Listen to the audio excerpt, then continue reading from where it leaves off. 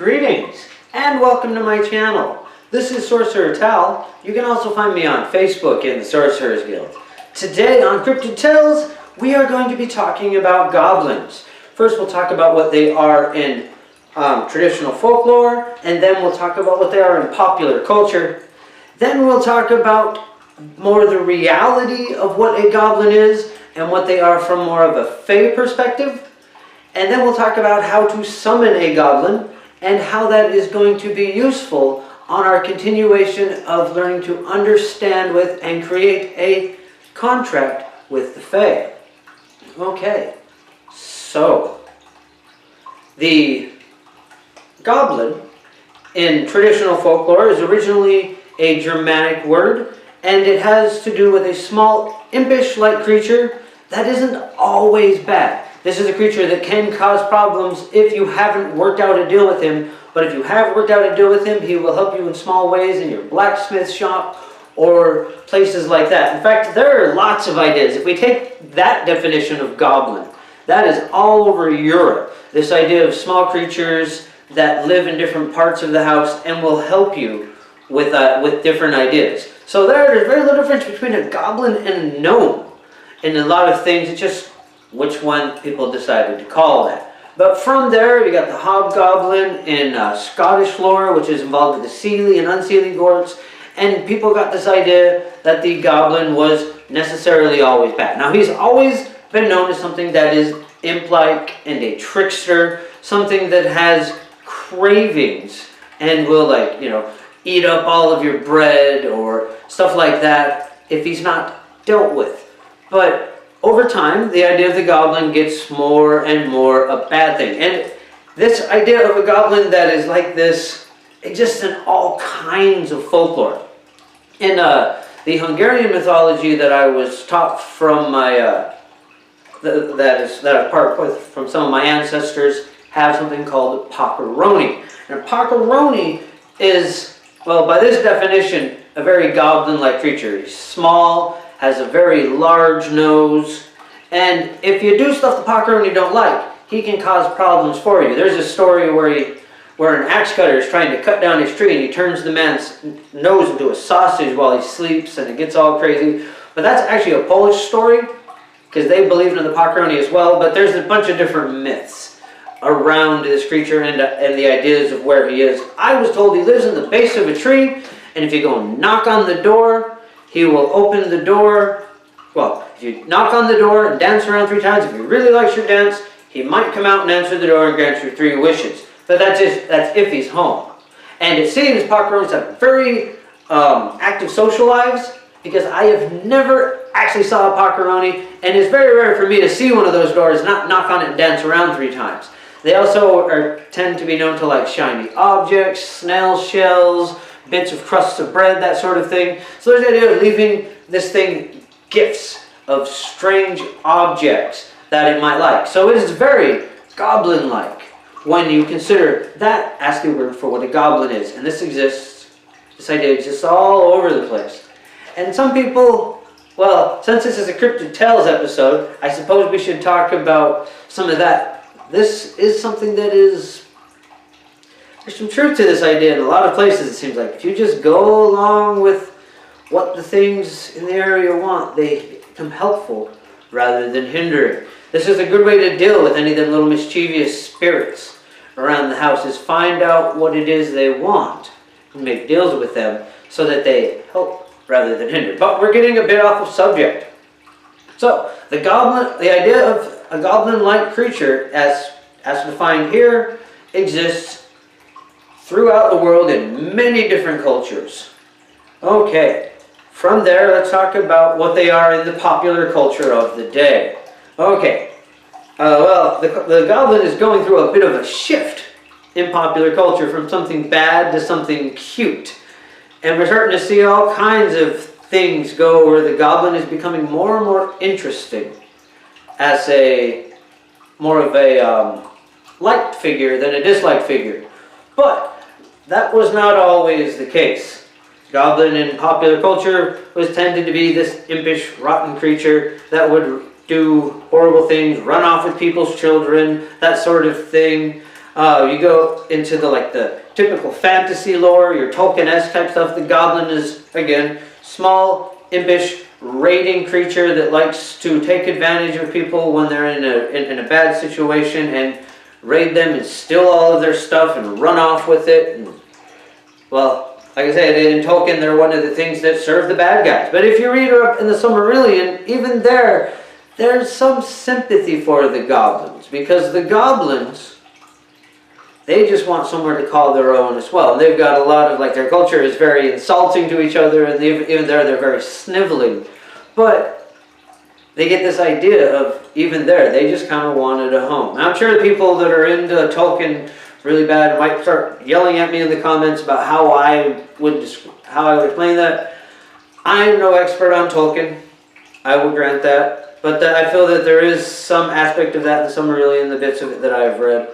Either way, we get more of this over time, of the goblin being a bad guy, right from Tolkien. We get all these different fantasy genres where the goblins are the bad guys in there, and the orcs, which I suppose are a type of goblin. So that's a little out of the scope of what we're talking about, so we'll just leave that off to the side. We'll stick just to the goblins themselves, even though it's interchangeable in Tolkien a bit. Like the goblins and the orcs are separate from the Urkai, but again, getting off subject.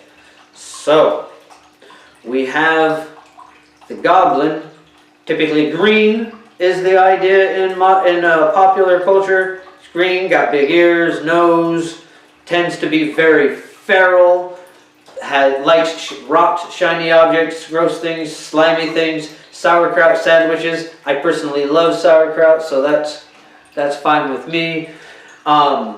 But they have a lot in common with your typical Fae, where they like certain noises. They like all of them seem to like shiny objects. And peanut butter is another thing that tends to be associated with the goblins, is giving them peanut butter. I've heard that in quite a few different stories and different people's ideas of what a goblin is. But it's small, feral, and capable of great fear, but also great passion and joy. Fairly intricate creature as we evolve over time. Yeah, it goes from this angry little dumb creature that's like in D&D, it's got 1d6 hit points, and then we go to where the goblin is, well, we're starting to have stories where they're even cutesy goblins and stuff like that.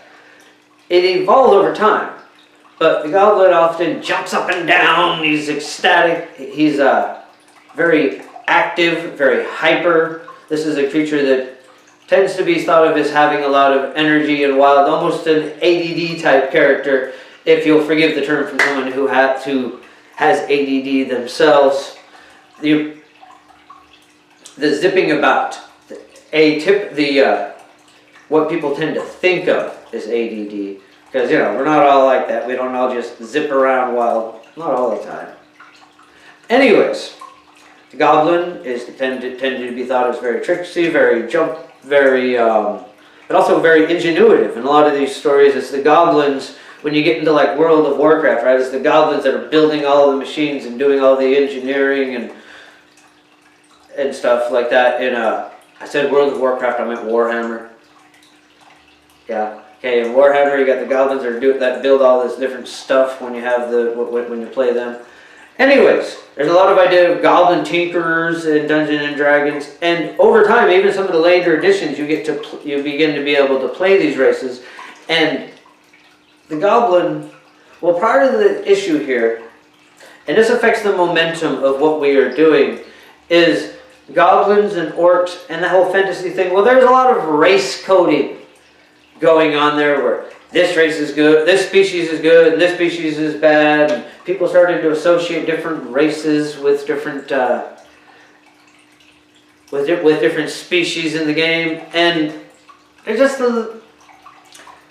some problematic things there that it is interesting and good to see this idea of the goblin returning to something that is not necessarily bad. The goblin is something you can make deals with. The goblin in oneself even is something to embrace, and going into goblin mode, which is often meaning that we're hoarding objects or scarfing a whole bunch of food, giving into one of the F's. I think we've talked a little bit about the F's in the channel. We're going to get more into we're going to get more into that, but you know, giving into one of the F's: feasting, fighting, frolicking, etc. And going into goblin mode. And it's something that has gotten big into the modern culture recently. And it's a fun idea. We have this idea of people embracing their goblin, embracing their inner feral, their inner wildness. And that is a good idea, a good concept for us as humans, because, well, we can't be wild just yet. Yeah, we're domesticated stock. Most of us, we live in houses. We don't live under trees, you know. We're domesticated. We're domesticated animals. So when we go wild, that means we're feral. So this is the perfect thing. This going feral, this embracing that wildness within, is for a human becoming feral. Okay, so we've gotten into the pop culture. We'll leave the pop culture part behind now and get into the idea of what a goblin really is. Well, as we've been talking about, goblin's just a word for fae we don't like. It's the same idea with the seelie and unseelie courts. And we're going to talk more about that in future videos as we discuss different aspects of the fae. But that's what seelie and unseelie court means, essentially, is fae that are nice to humans and fae that aren't. Or ones that humans like and ones they don't, and make assumptions about. Which is where these things really are at. And there's been some evidence to prove some of this on some occasions. But not all fae are good, not all fae are bad, just like any other species. And the goblin is something that arises under the right situations. Goblins can become a bit more than that. But like many of the fae creatures, they first appear when conditions are met, and they begin as ideas that flow into being, that begin cultivating and rising, and essentially summoned by the proper aspects in the dark woods, in the deep burrows, in the very backs of caves. These things can be thought of, these ideas placed and circulated and concentrated. And as these ideas take form, they begin taking on an astral shape. And as we've talked about before, with fae creatures, they exist within the veil. They are between the material and the astral realms. That is their primary realm of inhabitants. So these things exist in between and are first created by thoughts of goblins. They are something that is essentially created by belief, by the idea of. And once they are into being and are in an area, just because someone believes that when there's goblins in a place or not, does not necessarily mean there is not goblins.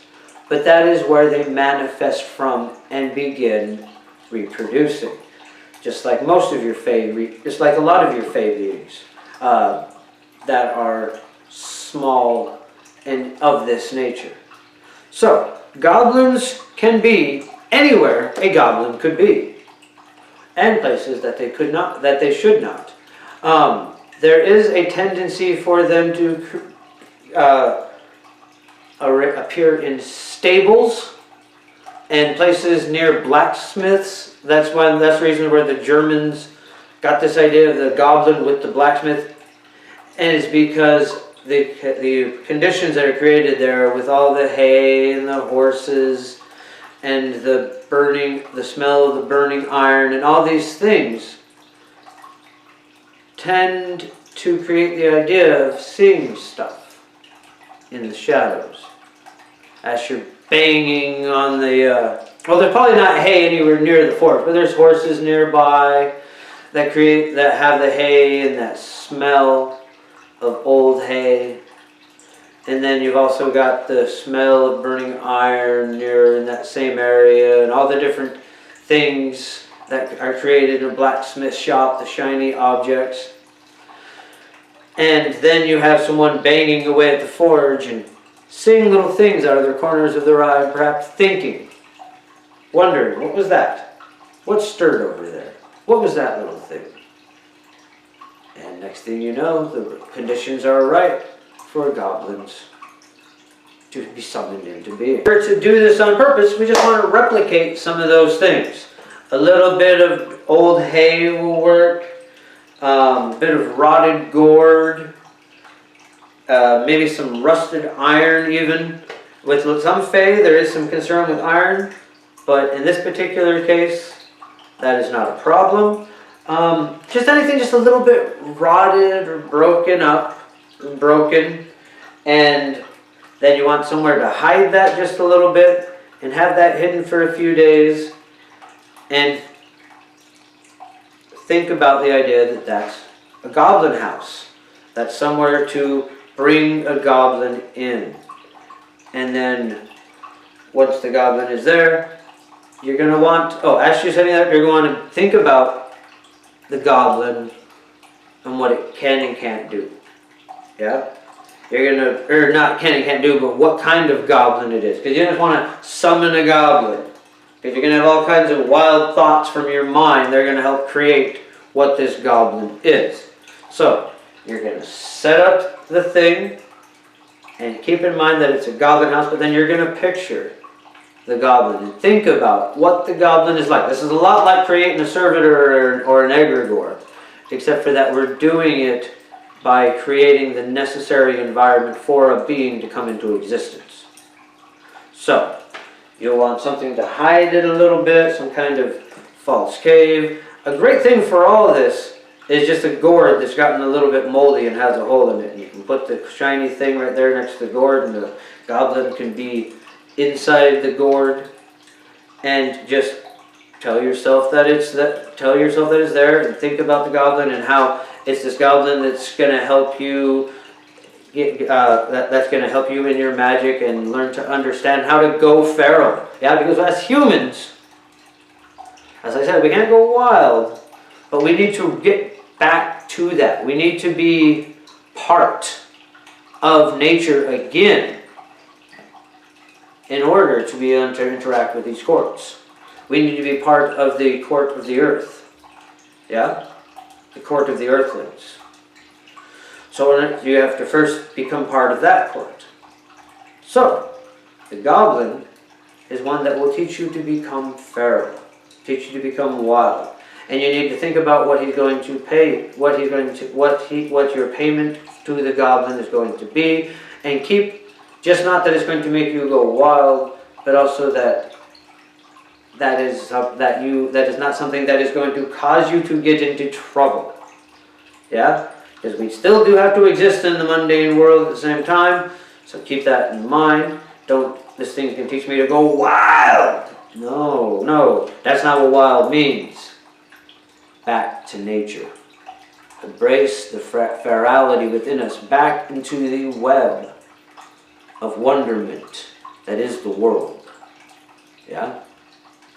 Okay.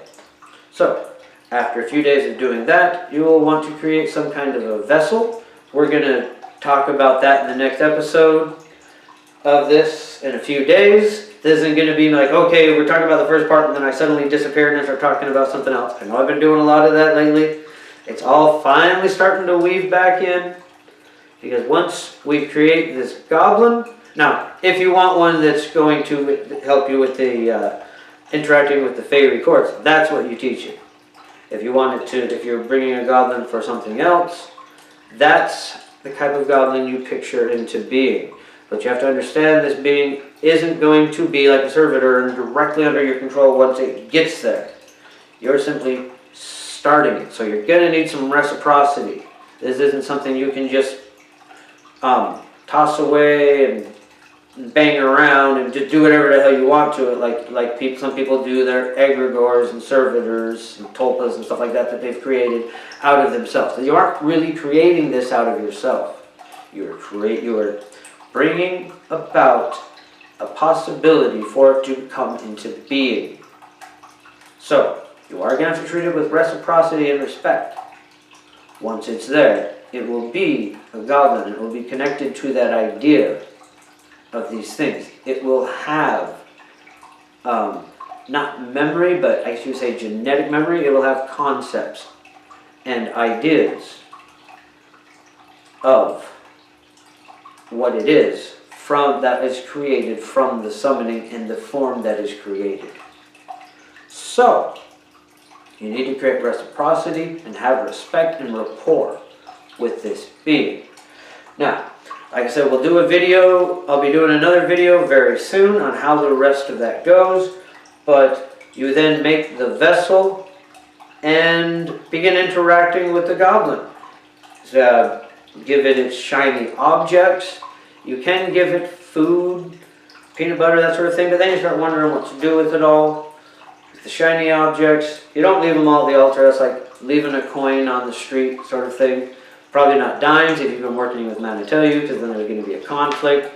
Because you're dropping dimes from Manitellu already, it might need to be another coin. But we don't leave the objects at the shrine, no matter what it is. We leave them out and about, and we don't expect to see the goblin immediately. Yeah? We don't expect to see the goblin necessarily ever outside of our dreams, and I'm not promising where your level of manifestation will go, but you have to believe the goblin into being. You have to create the proper environment and believe the goblin into being, and then leave it bits of food, like out in the yard, that sort of thing. Leave them shiny coins, whatever it is that you feel the goblin needs, and you leave them about. Try not to attract too many pests, so you know. There are some considerations there. Maybe throw it somewhere where if it doesn't get taken by the goblin, it will get swept away eventually. But either way, believe them into being, feed them little bits, and be ready for what comes next. If it is one that you've created for a different purpose outside of the interacting with the Fey Courts, or preparing you for that and teaching you how to return to the wild, then wait for it to interact with you in whatever it is that you expect that you have designed it to do. Anyways, I think that's going to be it for this episode. Sorcerer's Shadow Volume 2 stuff is still going on. I know I've been gone for a while, but I'm back now, and I should be able to start putting out fairly regular episodes. Hopefully on the days that I say I had scheduled. We'll see how that goes. Anyways, that's going to be it for this one. If you haven't subscribed to the channel, please take the opportunity to do so now. If you have anything you'd like to hear about, leave it in the comments below. We are going to, that's another one to mention, the weird science. We are going to get back into the self-hypnosis. That's still coming as well. Fairly soon, we will talk about how to computerize your brain, because there was some interest shown in that, so we'll get to that next with the self-hypnosis. That'll be coming out very soon. Okay, that's it for this episode. Don't forget to like and subscribe. Until next time, bright blessings and an interesting fate. This has been Sorcerer Tal.